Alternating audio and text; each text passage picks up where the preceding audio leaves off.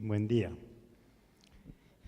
Voy a tratar de formalizar en este tiempo que tengo el otro como alteridad, el otro con mayúscula, que es más bien como la sociedad, como las instituciones, el lenguaje. El inconsciente tiene muchos nombres. La palabra alteridad remite a diferencia, remite a lo otro, a lo distinto. Eso con lo que no me identifico, porque es un más allá con lo que no encuentro la suficiente correspondencia. El yo no se realiza en la alteridad, sino en el sentimiento de unidad. En cambio, el sujeto, tal como es pensado por el psicoanálisis, se realiza en su división para sí mismo, es decir, en la angustia, en la tristeza, en lo que nos pone ansiosos, en lo que nos preocupa, es decir, en un sentimiento de hendidura, de vacío, de no ser, que se experimenta como algo que produce un sentimiento despedazante. Este momento subjetivo, el sentimiento de despedazamiento, de vacío, digamos que es algo que nos introduce a nosotros en una pregunta por nuestra alteridad, cuando estamos preocupados, cuando no tenemos el sentimiento de unidad. Y es a este sujeto confrontado que se pregunta por su alteridad y que aparece, digamos, dividido para sí mismo, que llamamos el inconsciente. A ese sujeto es al que llamamos el inconsciente, al sujeto preocupado, angustiado, triste, con preguntas. Ese es el inconsciente. Es lo que representamos en la forma de un signo que nosotros llamamos S tachada. El vacío no se produce sin la intervención del discurso del otro con mayúscula, de las instituciones. Ahora hablaban los muchachos del ejército, de la guerra, que Lacan define como el lugar de la palabra. Entonces el otro con mayúscula no es entonces un semejante de carne y hueso, sino un lugar simbólico que se instituye y toma forma por el solo hecho de que el sujeto habla. Es porque hablamos que el otro con mayúscula nace como lugar de la palabra, dice Lacan. Ello no quiere decir, sin embargo, que se ha captado como sujeto en su alteridad. El otro es invocado cada vez que hay palabra. Y cuando hablamos del otro cada vez que hay palabra, cada vez que yo me dirijo a alguien, ¿no? Pero debe tenerse en cuenta, sin embargo, que no se trata de cualquier palabra, sino de una palabra en la que el ser de aquel que habla se sienta comprometido, se sienta involucrado. Por eso Lacan hace una diferencia entre palabra vacía y palabra plena. La palabra vacía es como el bla bla bla y la palabra plena es una palabra en la que yo estoy involucrado en ella. Y de acuerdo con esto, para percibir la alteridad basta con remitirse, dice Lacan, inmediatamente a nuestra experiencia. La experiencia referida por Lacan es la correspondiente a nosotros mismos, a nuestra vida diaria. Yo puedo salir, por ejemplo, de aquí más o menos insatisfecho de lo que diré, pero si después algunos de ustedes me dicen que han quedado contentos con la transmisión realizada, seguramente cambiará mi sentimiento de malestar por otro de más o menos cierto bienestar. Pero como inicialmente yo me sentí descontento conmigo mismo, tuve pues esa experiencia, ese sentimiento de sentirme descontento, ya esto implica una división subjetiva de ese descontento, ¿no?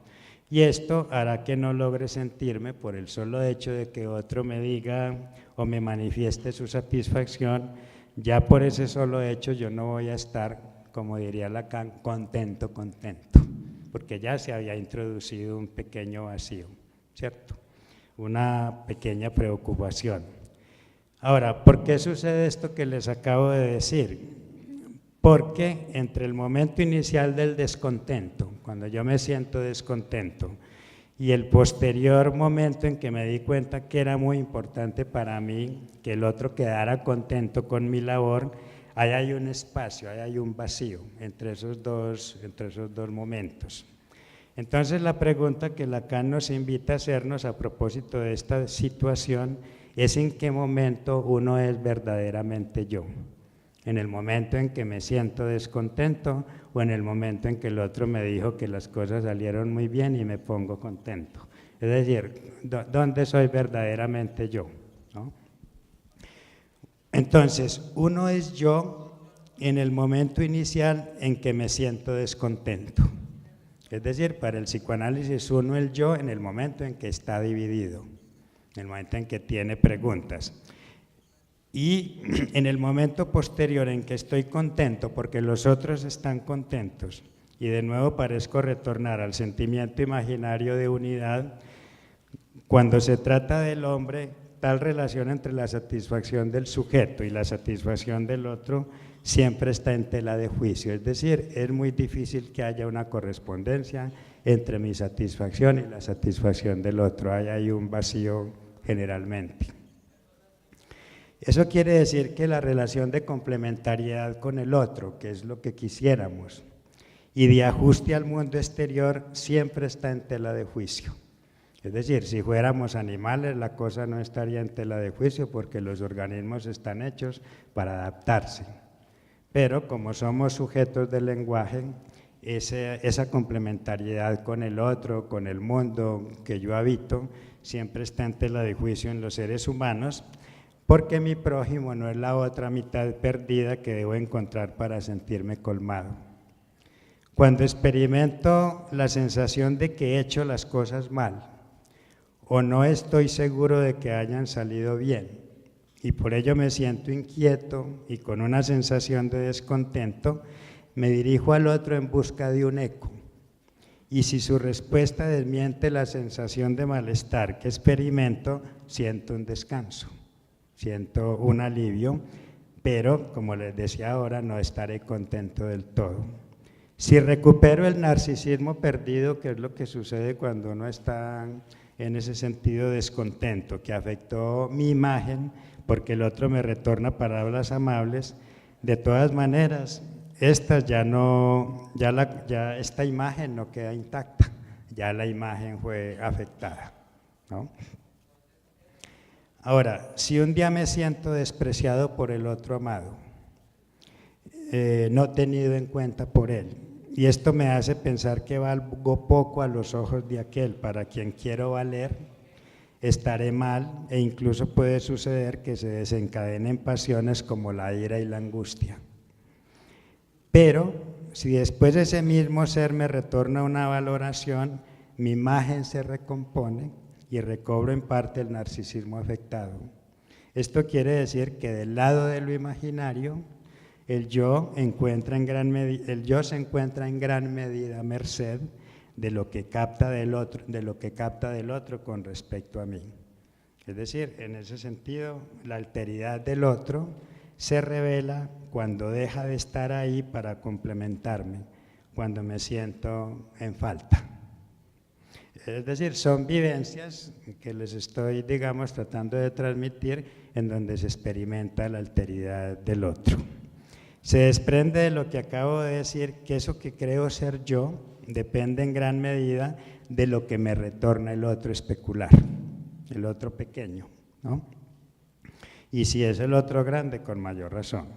Cuando un ser humano se mantiene en este registro imaginario, en la relación con el otro, la satisfacción o la insatisfacción consigo mismo dependerá en gran medida del otro. Eso que los psicólogos denominan autoestima y que se expresa bajo la forma del me siento contento conmigo, depende de que el semejante me retorne, que mi presencia no lo incomoda, sino que le resulta amable. Es decir, que en esa tal terapia de la autoestima uno está completamente dependiente del otro. Eso no tiene ninguna estabilidad, no nos da ninguna estabilidad, porque si hoy está muy amable el otro y mañana no lo está, entonces ya me acabó la autoestima al otro día, ¿no? Se concluye preliminarmente que en el registro imaginario del yo no se soporta una alteridad que incomode y descomponga, sino una alteridad que cause júbilo en tanto me permita acceder a un reconocimiento. Lo diferente se acepta bajo la condición de que le sirva de soporte a la imagen narcisista que el yo sostiene, o que sostiene el yo. La imagen sostiene el yo y además sostiene el cuerpo también. Sostén que originariamente el niño recibe con júbilo porque permite la anticipación del yo en un momento de retraso corporal y psíquico, es decir, cuando el niño está muy pequeño todavía. La primera alteridad, lo extraño primero, el primer extraño es el otro que yo soy, ¿no? A esta alteridad se agrega una segunda, que es la correspondiente al objeto, en tanto se constituye en objeto del deseo del otro. Es decir, el objeto entra en mi mundo, el objeto que yo quiero entra en mi mundo, en tanto yo percibo que es un objeto que el otro quiere para él. Entonces ahí me intereso yo por el objeto. Por eso se dice que el objeto es el objeto del deseo del otro, y eso es lo que introduce la rivalidad, introduce la competencia, introduce toda la agresividad, digamos, imaginaria con el otro. Mientras que la tercera alteridad se relaciona con el otro con mayúscula, que se debe concebir al lado del otro con minúscula, que sería el yo. Si tomamos en cuenta que el otro con mayúscula viene como mediador entre el yo y el pequeño otro, es decir, mi semejante, el gran otro es el que viene a mediar mi relación con mi semejante, con quien tengo rivalidades, competencias, con quien tengo celos. Entonces, por eso cuando la relación es muy cercana se puede volver muy agresiva también. Por algo existe la violencia intrafamiliar. Por algo con la gente más difícil que hay para uno vivir es con la gente que quiere, con la gente que tiene que vivir siempre, es con quienes es más difícil vivir, paradójicamente. Entonces, al entrar en escena el otro con mayúscula entre el yo y el semejante, se introduce un abismo entre mi satisfacción y la satisfacción supuesta del otro. Ya no habrá más imagen de identidad, de reflexividad, sino relación de alteridad fundamental. La distinción entre el otro con mayúscula, es decir, el otro en tanto no es conocido. Cuando yo digo el otro con mayúscula es el otro que no es conocido para mí, que es extraño, que es raro. Por eso el extraño está muy cercano al enemigo, ¿no? O el extranjero también es muy cercano al enemigo. Y el otro con minúscula vale decir el otro que es yo, que es fuente, digamos, de todo conocimiento, es fundamental, esa distinción.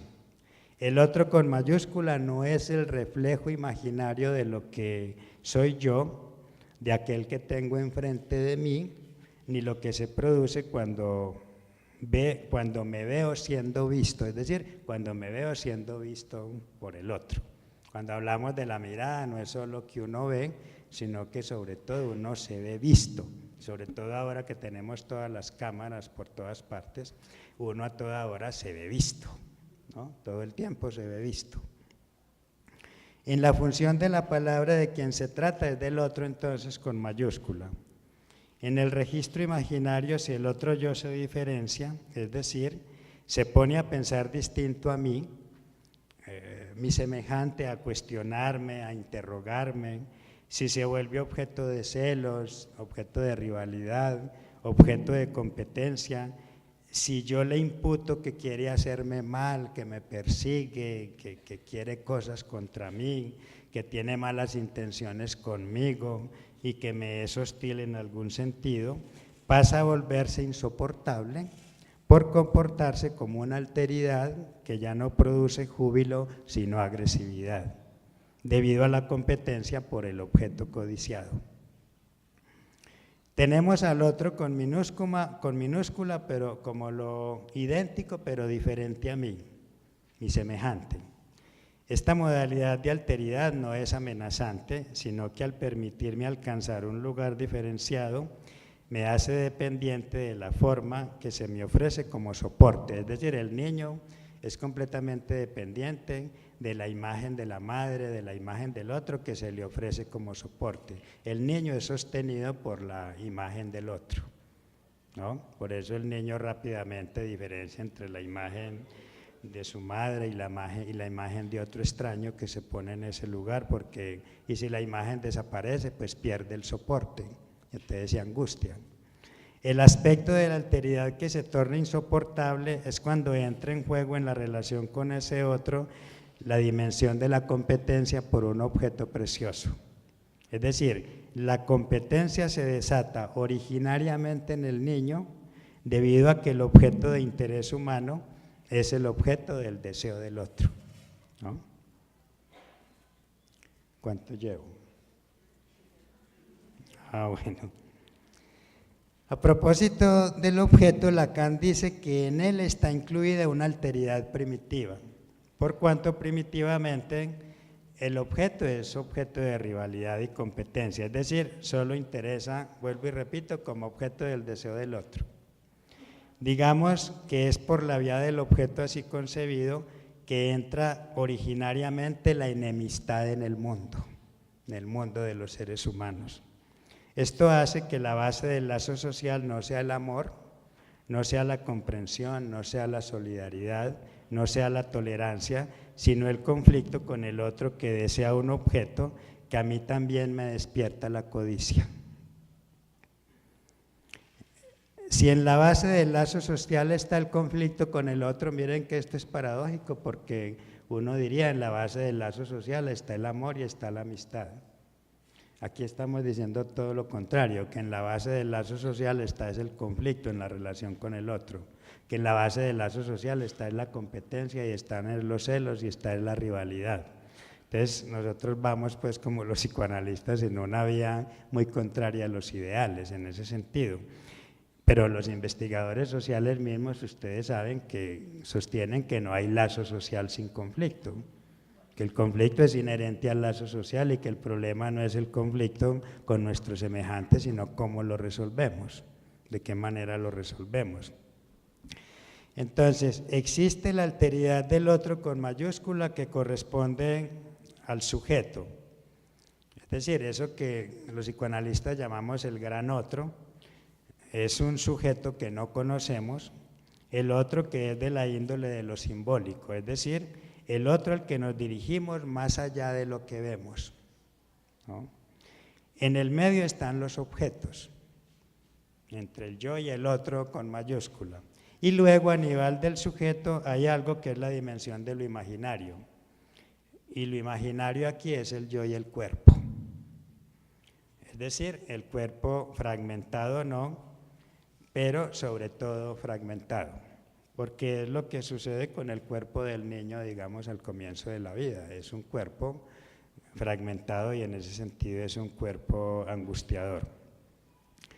Entonces voy a resumirles, el primer otro es el otro con minúscula, es el otro imaginario, es la alteridad en espejo, ¿no?, que nos hace depender de la forma de nuestro semejante.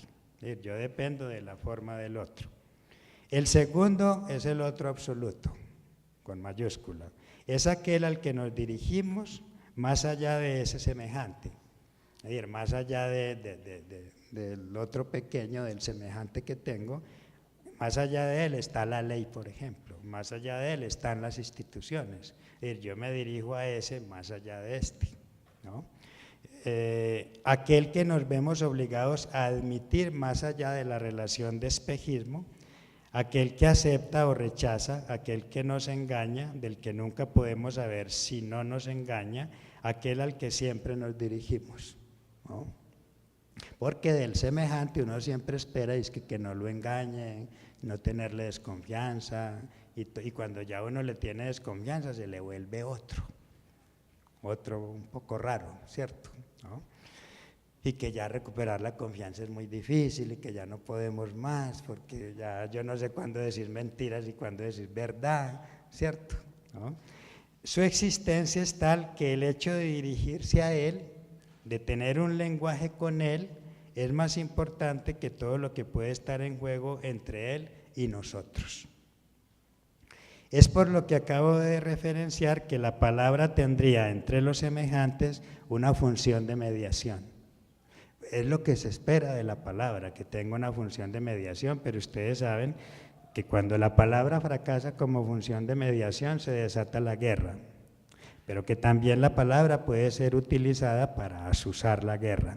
Pero lo que esperamos de la palabra es que opere como función de mediación, es lo que uno esperaría a partir del proceso de paz, que trabajemos como ciudadanos en la perspectiva de que la palabra opere como función de mediación con las FARC, que debería convertirse en un enemigo político, que pase de ser un enemigo absoluto que hay que aniquilar a un enemigo político, es decir, un enemigo con el que hay que discutir, ¿no? Que es la diferencia que tenemos cuando, es decir, lo que se plantea es si verdaderamente vamos a ser capaces de soportar, en este caso a las FARC, como un enemigo político, y si los políticos iban a ser capaces de hacer eso, porque ha habido otras experiencias en donde eso no ha sido posible. Cuando la palabra fracasa en esta función de mediación entre dos alteridades que se juntan, piensa en las FARC y el gobierno, por ejemplo, se desata la agresividad que excluye la violencia, la violencia que aniquila. Podemos concluir que no se habla a partir de la identidad, con el otro no hablamos a partir de la identidad, no hablamos a partir del buen entendimiento, no hablamos a partir de la solidaridad, no hablamos a partir de la unidad, sino de la diferencia. Es decir, si no hay diferencia, no necesitamos hablar. ¿Qué vamos a hablar si nos entendemos con solo mirarnos? ¿De qué tenemos que hablar si uno se entiende muy bien con el otro? ¿Para qué habla? ¿Qué va a hablar? ¿No? No, es cuando hay diferencias que uno tiene que hablar, ¿no? Agregamos entonces que educar al niño en la tolerancia por la diferencia implica lograr que sea capaz de correr el riesgo de dirigirse mediante la palabra al otro que representa para él lo distinto. Porque juntarse o hablar con lo semejante no es nada difícil, en nada lo confronta ni lo pone a prueba. En nada nos confronta ni nos pone a prueba. La prueba y verdaderamente en la educación de un niño es si ese niño es capaz de soportar lo distinto. Es decir, que en lugar de suicidarse porque le están haciendo bullying, pues sea capaz de hacer una invención para relacionarse con eso tan extraño que se le vuelve el otro, que lo empiezas a maltratar y a molestar. Porque el suicidio de esos niños es el fracaso de una pequeña invención para tratar con lo otro. Es decir, no es que porque le estaban haciendo bullying se suicidó, no. Algo de nosotros como padres no fuimos capaces de trabajar con ese niño para que soporte lo distinto. Un niño sobreprotegido, por ejemplo, no soporta lo distinto. Un niño muy obediente no soporta lo distinto. Un niño muy sumiso que se hace amar es a través de la sumisión. Esos niños no soportan lo distinto. Esos niños son carne de cañón para el bullying, ¿no? Bueno, eso lo vamos a poder discutir ahorita. A manera de hipótesis les diré que la percepción de la alteridad, ¿qué es lo que un niño percibe cuando el otro le hace bullying? Pues la alteridad. Es lo que percibe, es con lo que está enfrentado, con lo que se está confrontando, y para eso hay que educar, pues hay que ayudarle a un niño a que invente cómo soportar la alteridad. De lo que hay, es decir, lo que hay de incógnito en el otro, lo que hay de desconocido en el otro al cual me dirijo al hablar. Porque es que si en el otro no hay algo incógnito para mí, ¿para qué me voy a dirigir a él? ¿No? Ustedes ven que cuando alguien desconocido a uno le habla, uno inmediatamente se pregunta, ¿y este qué era lo que quiere? ¿Cierto? Se constituye entonces, esto se constituye en una de las condiciones subjetivas para construir un enemigo entonces, esta dimensión desconocida, es decir, aquel en el cual he de colocar, el enemigo es ¿quién? El enemigo es aquel en quien yo coloco lo que íntimamente resulta para mí insoportable, lo que íntimamente resulta para mí intolerable, por representar lo distinto. Eso que implica desacuerdo conmigo mismo es lo que yo coloco en el otro. Por eso, si no tenemos un enemigo adentro, pues para que nosotros nos podamos entender, tenemos que tener un enemigo afuera. Y si se nos acaba el enemigo afuera, empezamos a pelear adentro, ¿no? Pues los maestros gestores. Claro. El enemigo es socialmente uno de los representantes de la alteridad. Y he escrito en otro lugar que no se define, sino que se construye como efecto de discurso. Decir efecto de discurso no significa que si procedemos a educar a nuestros niños explicándoles que los otros son sus semejantes, que son sus iguales y que por lo tanto hay que ser solidarios con ellos, respetarlos y amarlos como a sí mismos, tendremos entonces en la edad adulta asegurado un ciudadano tolerante, respetuoso, amable y acogedor, para quien no habrá enemigos sino camaradas. Yo no educo al hijo mío diciéndole que los otros son muy lindos y que son igualitos a él. No, los otros tampoco les digo que son muy feos, pero son distintos. Son distintos, no espere que lo entiendan. No espere entenderse muy bien con ellos, ¿no? Va a ser difícil la socialización, va a ser difícil la ida allá, hay que ayudarle a que invente cómo hacer. ¿Cuánto me falta? 5. Bueno, es cierto que puede ser mucho más amable hacerle creer a un niño que el otro totalmente diferente a él no existe y que por lo tanto no vivirá sino entre camaradas, sino entre semejantes. Pero es quizá más realista que dicho niño aprenda a saber hacer con lo distinto, saber hacer con lo diferente. Saber hacer es inventar cómo hacer con lo distinto. Por ejemplo, me contaban que un niño le empezaron a hacer bullying en la escuela y ese niño, por iniciativa propia, él se le ocurrió ir con un pito a la escuela. Entonces cada que le iban a hacer alguna cosa salía pitando, salía con el pito, y eso por muchos pitos que le quiten, el niño lleva más pitos. Es decir, esa fue una invención que hizo ese niño para evitar que le hicieran de eso, ¿no? Que le hicieran esa cuestión. Y así cada niño, otros cada niño puede inventar una cosita si nosotros le hemos ayudado para arreglárselas con el otro que es tan difícil. La cultura cuenta con instituciones necesarias para regular las relaciones de los hombres entre sí, dice Freud, y muy especialmente la distribución de los bienes naturales alcanzados. Pero como entre los bienes alcanzables está, según Freud, el semejante, como un bien que yo puedo alcanzar, este puede llegar a representar un bien natural para otro en cuanto se utiliza su capacidad de trabajo, dice él, o se hace de él su objeto sexual. Otra cuestión anotada por Freud es que cada individuo es virtualmente un enemigo de la civilización, a pesar de tener que reconocer su general interés humano. Para cada individuo, las instituciones sociales que conforman la civilización, las leyes a las que deberá darle su asentimiento, sin que por ello se sienta afectado en su libertad, más el deseo que espera el otro le reconozca, se definen como alteridades que lo ponen en cuestión y dificultan la asunción de una posición ciudadana. Ustedes saben que la ciudadanía no está en los genes, la ciudadanía no está en los neurotransmisores, la ciudadanía la tenemos que construir, ¿no? Es decir, si eso estuviera allá, ya tendríamos pastillitas para la ciudadanía, para ser más ciudadanos. Entonces, eso es todo ustedes saben, es una construcción que se hace en la relación con el otro.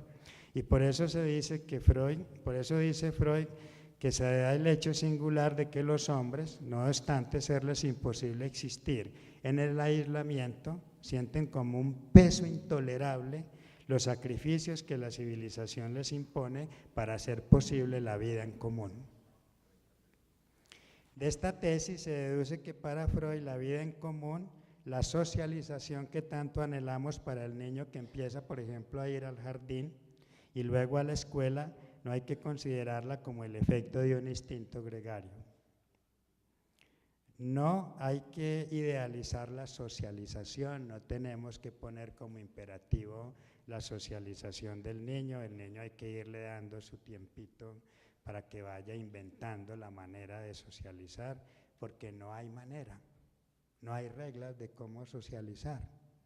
Es decir, cada niño le toca ir construyendo su manera y nosotros lo tenemos que acompañar en ese camino, en ese proceso, no como un imperativo para el niño, porque al no darse de manera natural la socialización, hay que acompañarlo en una construcción que le permita entonces inventar la manera de darle cabida al otro, que viene a situarse como un ser que lo interroga, como un ser que lo descompleta, como un ser que lo desacomoda, que se burla de él, que lo molesta, que le señala cosas.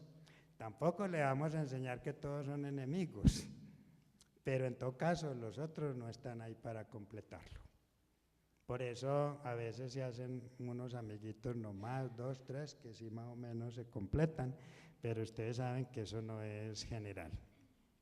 Es decir, al niño que no se le acompaña en la invención acerca de cómo relacionarse con lo diferente, ese niño la pasa muy mal en el proceso de socialización, porque en lugar de encontrarse en la escuela con un espacio lúdico, que es lo que se espera, se topa con la sorpresa de que el otro puede situarse, por ejemplo, como un acosador que trabaja para reducirlo a la más mínima expresión, si de entrada el niño abdica la confrontación en algún sentido, ¿no?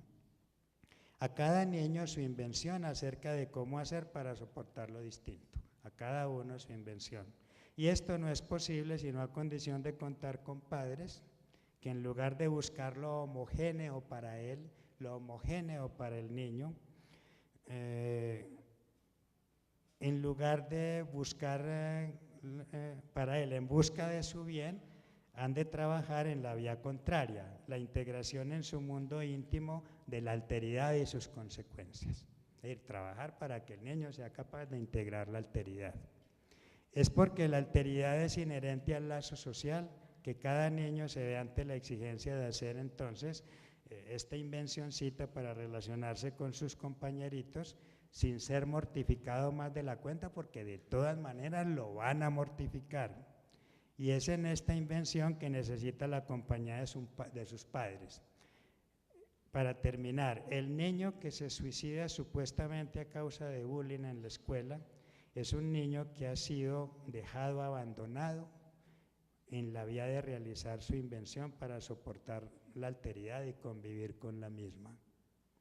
La razón del suicidio que dio el niño español de 11 años en la carta que escribió antes de suicidarse, que seguramente ustedes lo han leído, fue que este camino era el único que lo podía salvar de volver a la escuela. Es decir, que el suicidio era lo único que lo podía salvar de volver a la alteridad, de volver a encontrarse con la alteridad. Uno supone que es un niño melancólico, porque es un niño que le agradece a todo el mundo lo bien que lo trataban y la compañía que le daban, pero lo que viene como reverso es: entonces yo no merezco todo esto que me dan, es decir, una indignidad. Pero miren, por ejemplo, este asunto de que mejor me suicido porque es la única manera de no ir a la escuela. Miren la soledad de ese niño en la que lo dejaron, ¿no? ¿Con respecto a qué? A la alteridad. Soledad con respecto a la alteridad, por mucho que lo acompañaran, lo llevaran al supermercado, lo llevaran a los jueguitos, lo llevaran a donde fuera, lo dejaron solo con respecto a la alteridad. Muchas gracias.